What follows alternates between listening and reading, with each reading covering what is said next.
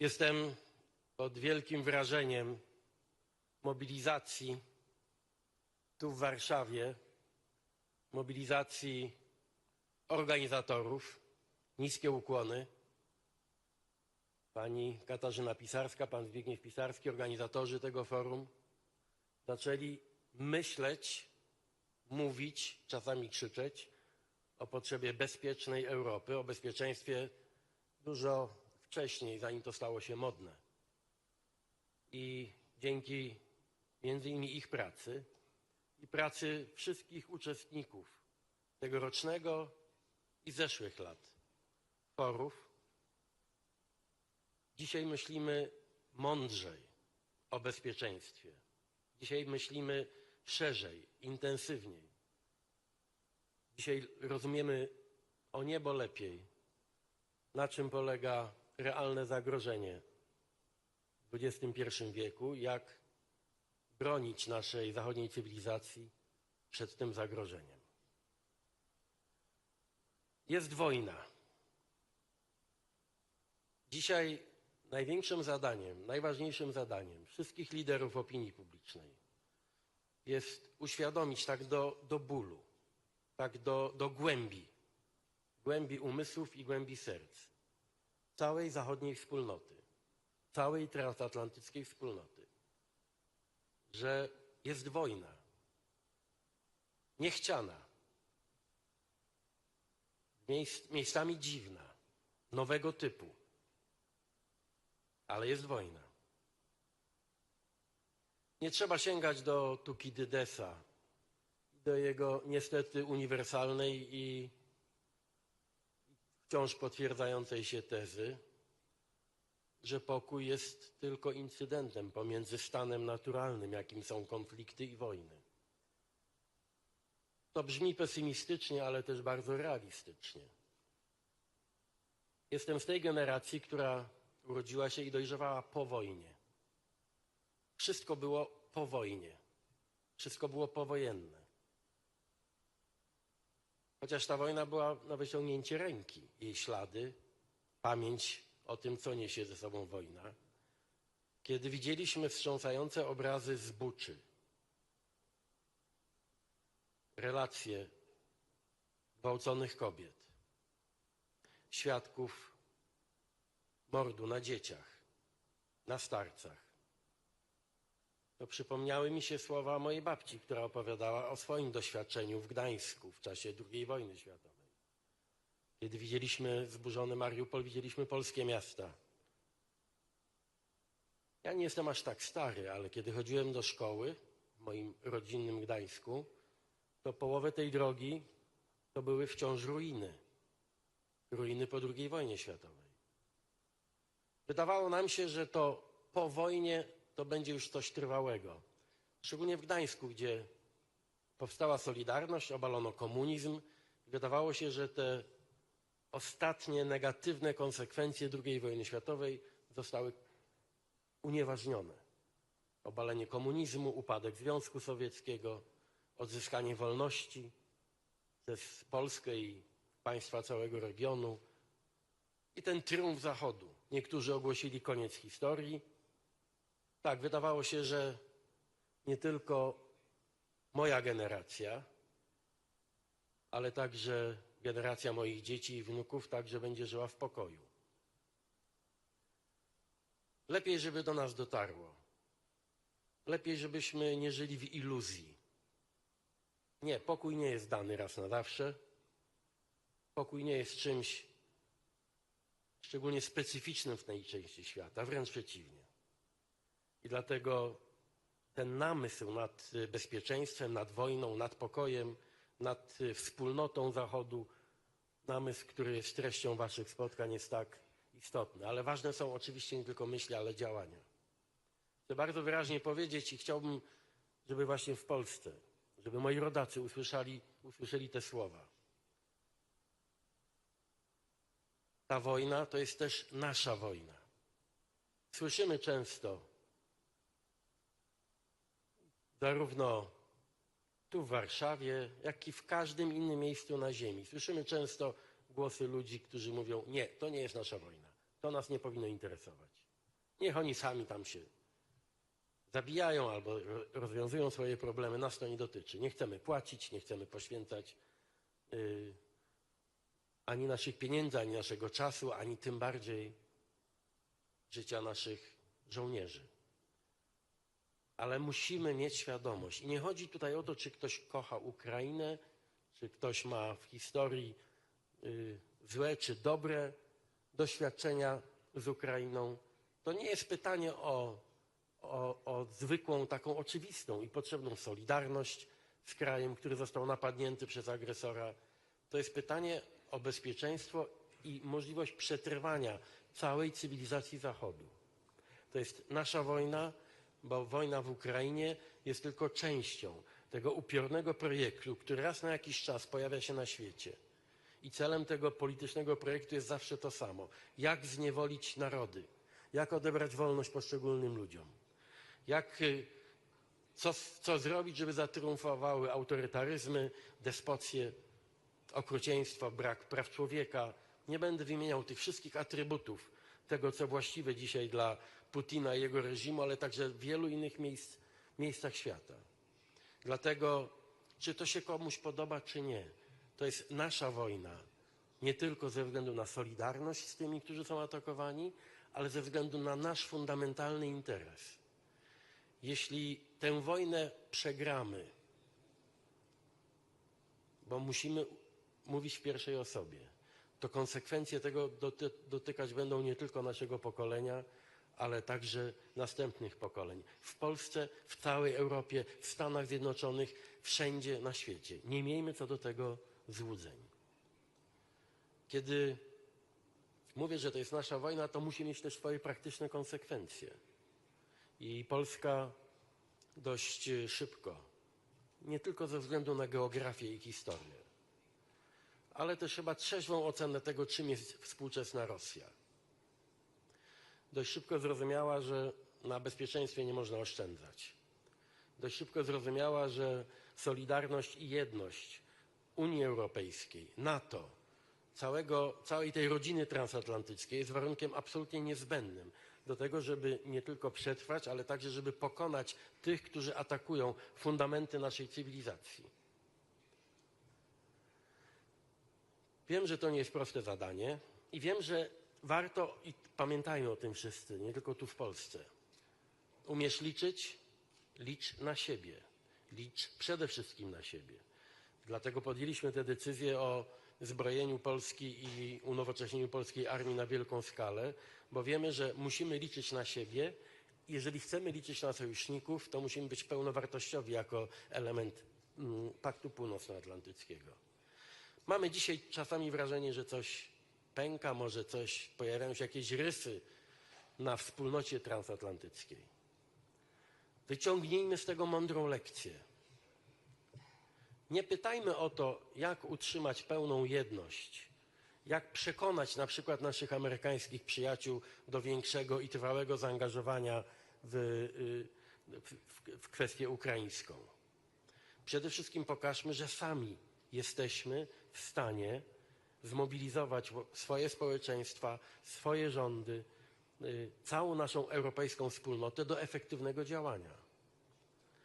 Ameryka ma prawo domagać się większego zaangażowania od Europy jako całości. Tak jak my mamy prawo oczekiwać od Ameryki, aby wspólnotę transatlantycką traktowała wciąż jako absolutny priorytet i rzecz, która gwarantuje przetrwanie naszego świata. Niech jedni od drugich się uczą. Niech nikt nikogo nie poucza, ale niech jedni od drugich się uczą swoich obowiązków, także w obliczu tej wojny, tej, jak powiedziałem, naszej wojny. I trzecia rzecz. To nie jest tak, jak mówią niektórzy, dość liczne grono, też na całym świecie, że ta wojna jest nie do wygrania.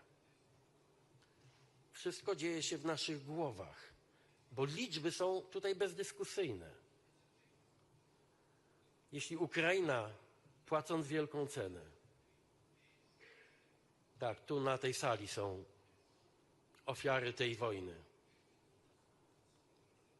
Wiemy dokładnie tu w Polsce, jaką cenę płacą Ukraińcy.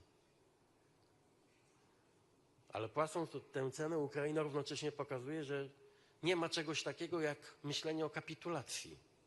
Jeśli Ukraina nie poddała się, jeśli Ukraina walczy, jeśli my nie tylko dziś w Warszawie, nie tylko Ukraińcy w Kijowie, ale ostatnio także prezydent Trump, ku zaskoczeniu wielu, publicznie powiedział, tak, Ukraina może wygrać tę wojnę. Te słowa mają wielkie znaczenie i ta wiara ma wielkie znaczenie, bo przegrywa się lub wygrywa w głowach i w sercach i dopiero później na polu walki. Tak jak powiedziałem, skoro Ukraina może stawiać opór w sposób bohaterski, ale też bardzo racjonalny, bardzo pragmatyczny, to dlaczego w jakieś kompleksy w obliczu agresora ma wpadać cała Europa czy cała wspólnota transatlantycka? Gdybyśmy przez chwilę chociaż pomyśleli o tym, że ta wojna, że tę wojnę musimy przegrać jako Zachód, to bylibyśmy przeklęci do końca świata. Naprawdę byłoby to coś absolutnie niewybaczalnego. Wszystkie dane, nie tylko proporcje. Spójrzmy na nas, spójrzmy na Amerykę, spójrzmy na to, co robi Ukraina, w jaki sposób walczy. Wszystko wskazuje na to, że nie ma żadnego najmniejszego powodu, aby myśleć w kategoriach kapitulacji. Żadnego. Poza słabą wolą, poza zwątpieniem, poza tchórzostwem, poza brakiem wyobraźni. Tak, bo to są powody. Ale jeśli to wyrzucimy z naszych serc i umysłów, to nie będzie żadnego powodu, aby odstąpić od solidarności, od współpracy, wsparcia dla Ukrainy wszystkimi dostępnymi metodami. Tak jak powiedziałem i powtórzę to jeszcze raz, robimy to dla nas samych, nie tylko dla Ukraińców. Robimy to dla nas samych, dla naszej przyszłości. I dzisiaj mamy kolejny przykład, że nie trzeba być potęgą, żeby wygrywać. Chciałbym, mam nadzieję, że dotrze ten obraz tu z Warszawy do Kiszyniowa, do Mai Sandu, naszej przyjaciółki. Wygrali ponownie z potęgą.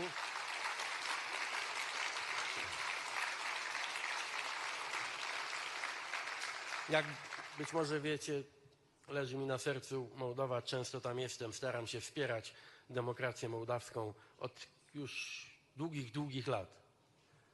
I chcę wam powiedzieć, że warunkiem tego, że znowu oparli się takiej wprost agresji rosyjskiej, bo tam mamy do czynienia nie tylko po drugiej stronie Dniestru de facto z okupacją, ale też w samym Kiszyniowie mieliśmy do czynienia z agresją rosyjską, w niezwykle brutalne ingerowanie w proces wyborczy i oparli się temu. Wiecie, jaka jest armia mołdawska, jak liczna? Nie będę mówił tu o liczbach. A oni wygrali, bo w głowach i w sercach mieli przekonanie, że nie można się poddawać i wierzyli w solidarność i nie zawiedli się w solidarność Europy. Dlatego pozwólcie, że to słowo w Polsce ma szczególne znaczenie, ale dzisiaj powinno mieć znaczenie dla całego zachodniego świata. Musimy być solidarni. Nie dlatego, że to jest emocjonalne, że to jest takie ładne, sentymentalne, tylko że jak będziemy solidarni, tak jak mówi slogan, hasło naszego spotkania dzisiejszego, to nie przegramy. To Ukraina wygra tę wojnę. To ocalimy niepodległość Ukrainy, ocalimy przyszłość naszych pokoleń. Gorąco w to wierzę, myślcie o tym, rozmawiajcie o tym i działajcie. Dziękuję.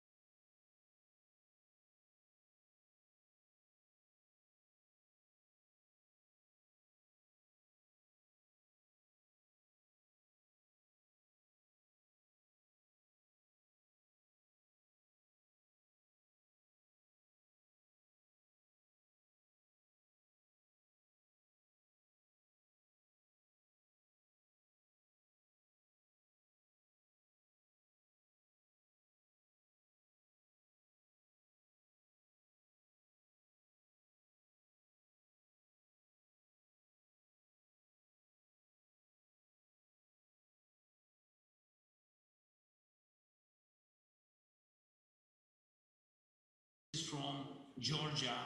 Today, Georgia is in many ways lost to Europe. Maybe one day it will return.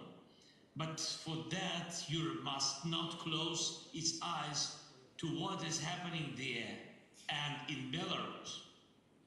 Every gain for Russia in our region is always a loss for Europe.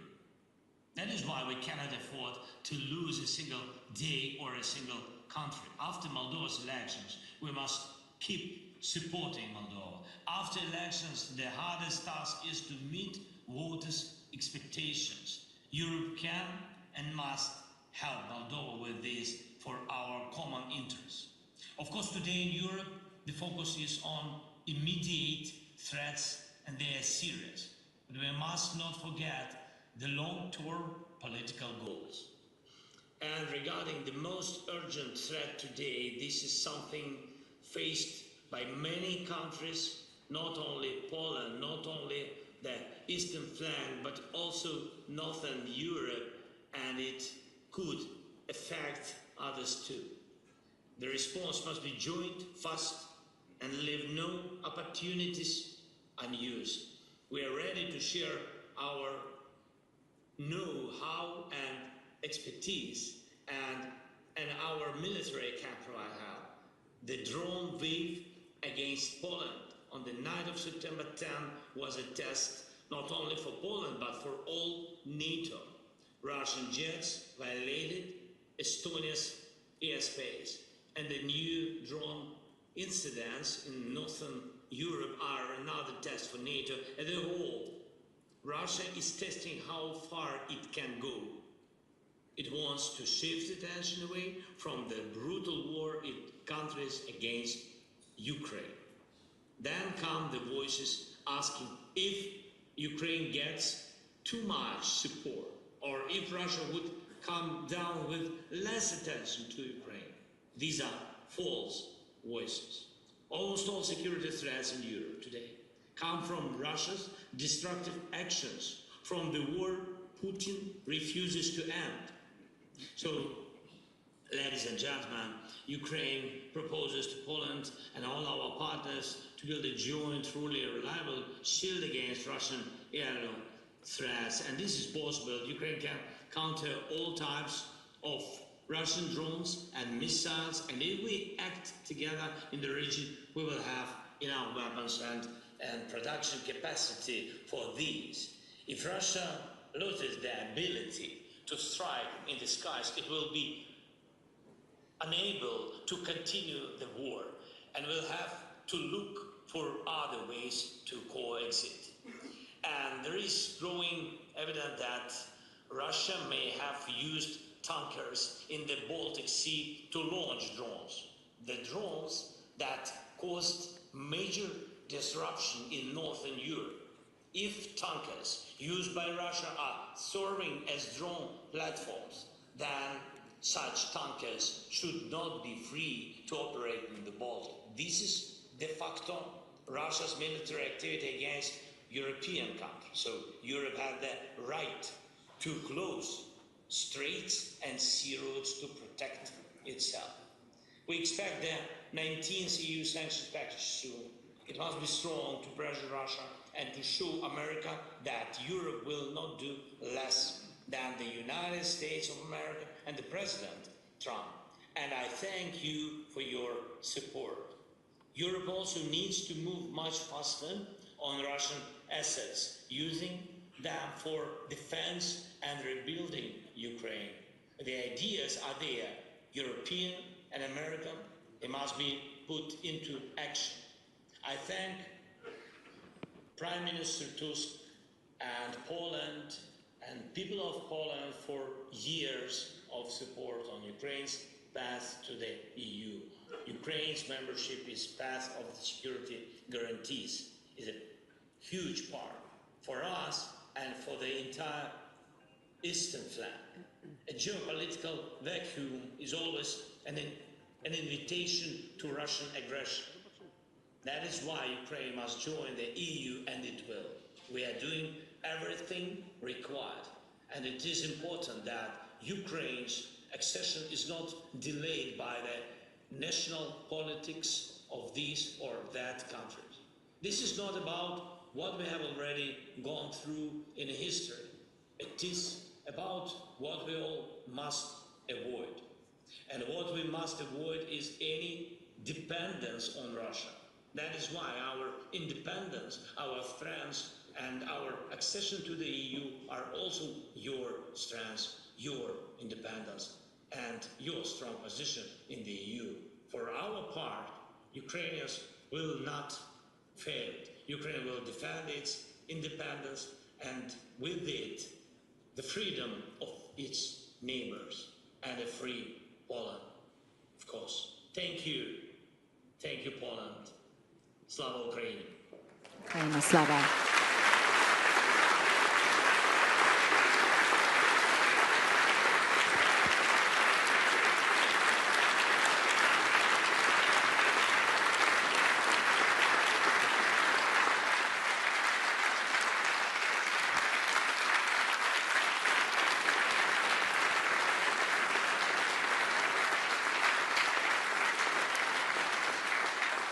President Zelensky, it's Kasia in Warsaw. I hope you can hear the huge round of applause that your words have brought about, echoing through this room as all the people here are supporting what Ukraine is doing. And you are talking about the future of Ukraine, but we know that right now, Russia is really ramping up every night its attacks across Ukraine. Our condolences, as always, for your loss.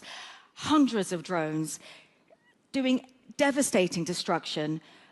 President Zelensky, remind the international community, you have the world's ears here in this room. What does Ukraine need? What weaponry do you need to keep your skies safe?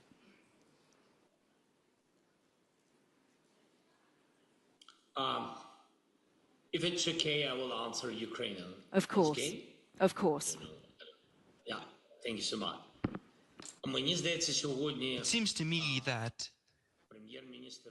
today Prime Minister Tusk mentioned about this, and then you have mentioned about this. Number one is weapons that any aggressor really fears. In this case, we're talking about Russia and Putin. It's unity. I think that this is our strong weapon.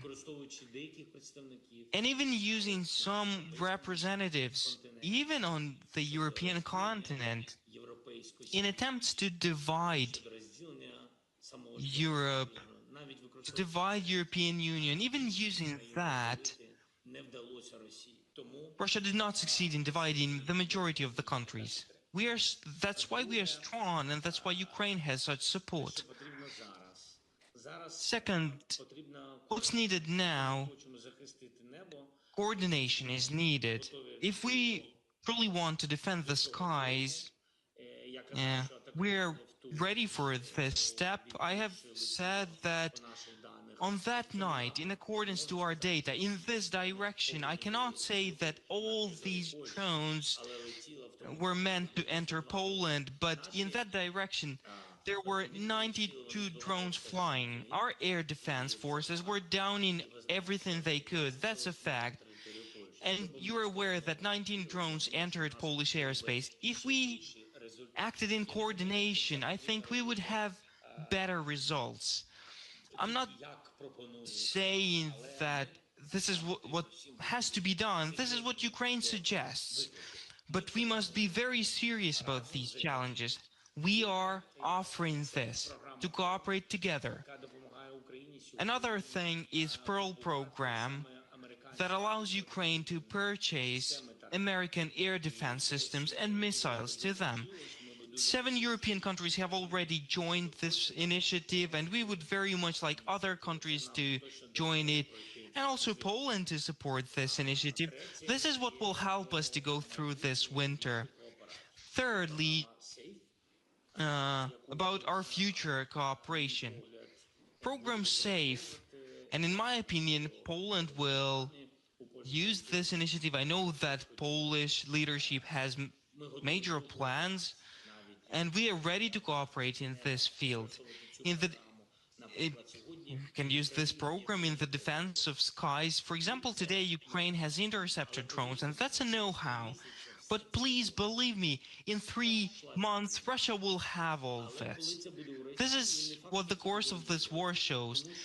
But if Russia has it, this does not per se mean that Europe will have it immediately. And I understand why, because thanks God there is no war in Europe, but during peace, everybody's reacting, everybody's slow walking. So interceptor drones is an answer to how to defend the skies, to how to counter any aerial targets, and I'm talking about drones here. So here we need additional financing. I would be happy to concentrate on these 3 points today. Thank you so much. We hear you loud and clear. I want to ask you a really difficult subject now. We heard the Prime Minister of Poland describe the war in Ukraine, to nasza wojna. It is our war. Your people have fought and died. Your country has experienced extreme brutality. You are now seeing so much of your country occupied by Russian forces. In order to achieve a ceasefire, in order to achieve a peace deal, would you allow the front line to be your new border of Ukraine, President?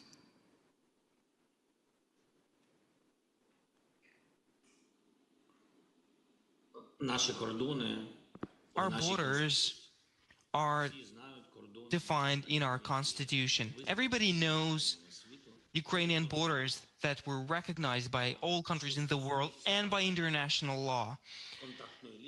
As regards the contact line or the front line, where the hostilities are taking place, we can move to diplomatic track from this line. This is the line where the leaders can agree on ceasefire and the teams could start their work on the plan to end the war.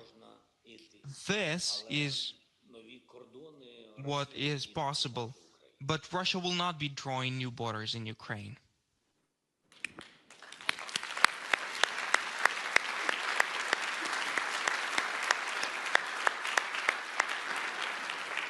Once again, I hope you appreciate that round of applause.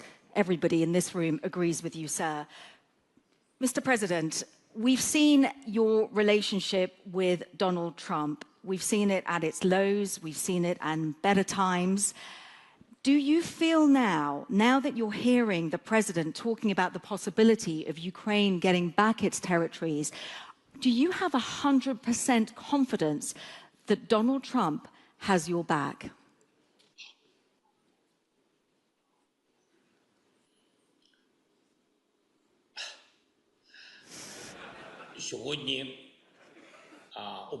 Today, President Trump, as his rhetoric's changed, the signals have changed and the attitude to Ukraine and security in Europe have changed.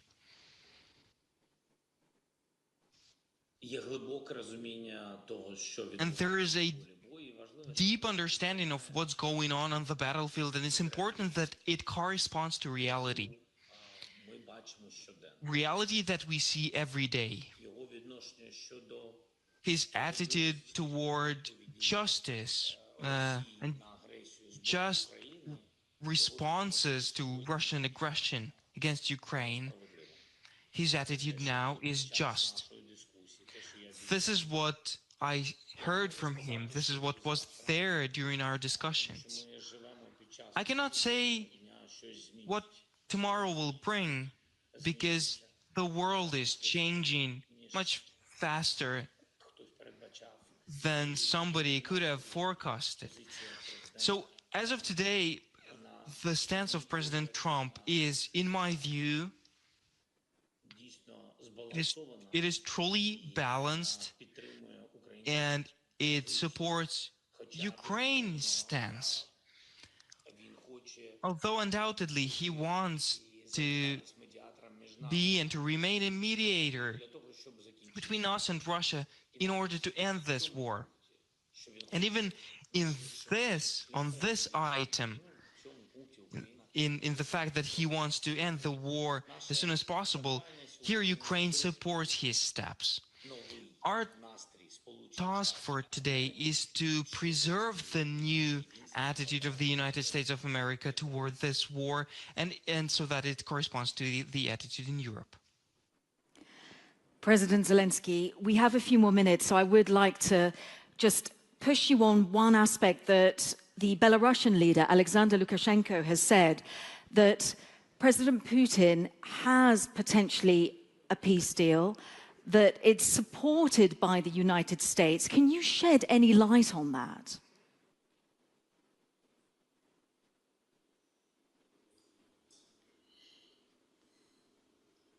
It's difficult for me to react to what's being said by Lukashenko. Honestly, he lives in his world. He built it this way, isolated himself. He's been living for 3 decades in this house, the house that he built, but this is the house of the size of the country. But I'd want him to remember that his country is independent. He lives in his world, but sometimes Putin pays a visit to this world, and they chat about something, 2 quite old men, so it's difficult to comment. Let him talk. Thank you, sir. A ripple of laughter through the room and a round of applause. So recently I had the privilege of speaking to some Ukrainian children who were returned from Russia. I know that for the First Lady this is incredibly important. We have generals, we have seasoned warriors amongst us here in this room. We have the people that put together policy, but remind us of the nearly 20,000 Ukrainian children who are kept within Russia. How do we get them back, sir? Recently, on the sidelines of the UNGA, we had an important summit on bringing back our children. A clear registry is needed, registry of children, and we're working on that, but it's very difficult to find information in Russia about where our children are. Some of them are on the temporarily occupied areas. Thousands of them have been abducted to Russia. So where are they? To find their addresses, their condition, what's going on with these children. That's #1 priority. Here, Ukraine will not manage alone. We're grateful to all the countries who participated there. We had more than 40 countries. Many of the countries, thanks to their connections, thanks to their economic ties, thanks to their intelligence services, they will be looking for children and they will fulfill this registry with real data. That's the #1 item that we've agreed upon, and I'm sure that that's the most difficult question.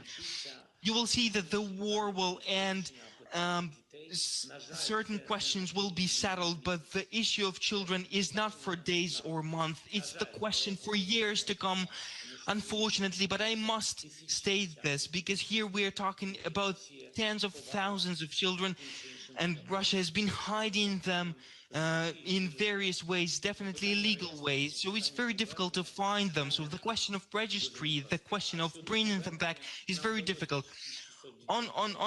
On the topic of bringing them back, we've managed to return 1,600 children.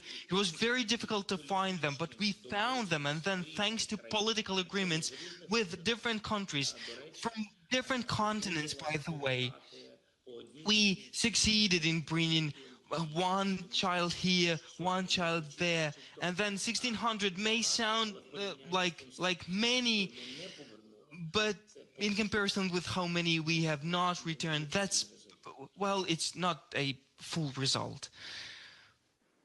We feel the passion with which you speak on this, and thank you so much. It's such a sensitive topic, and like I say, I met some of those children who have been returned. Their experiences, no child should go through that.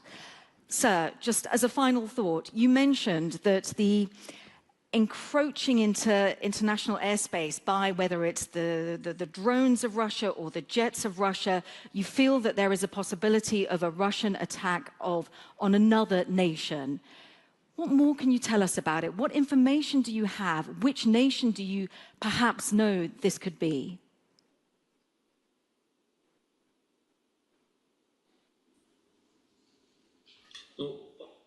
Well, it's difficult to say. You saw that Estonia, Poland, Denmark, Norway, and Sweden, there were certain signals. I'm not talking here that there can be, you know, a precise one-off or a massive attack. No, I'm talking about tendencies here. There is no smoke without fire. All of these are risks. It's definitely a violation of airspace, of borders, and of international law, and this must face a reaction, not from the standpoint which country is under attack, but from the standpoint that Europe is under theoretical, aggressive Russian actions. Therefore, we must defend everybody, and therefore a united voice might provide a response in Europe, in NATO, together with the US. Absolutely, because this is what Russia wants. Russia wants NATO to react, but react only partially, without the United States of America. So the united voice is desirable, and it must react to what Russia is allowing itself to do now. And we must look not only on the European countries, we must look at the countries that were in the USSR as well. The countries where Russia is losing its clout. This is where the aggression could spread as well. Moldova today, thanks God, we have a pro-European result. Kudos to them. President Maya Sandu did a very good job there, because there have been many risks, and probably some risks remain there, but it's good that the population demonstrated where they want to go and which future they foresee for them. I think that there are also risks in the direction of Kazakhstan and many others. I cannot say what's there on Putin's mind, which is why I'm saying that we must be prepared to defend ourselves and to look where Putin could go.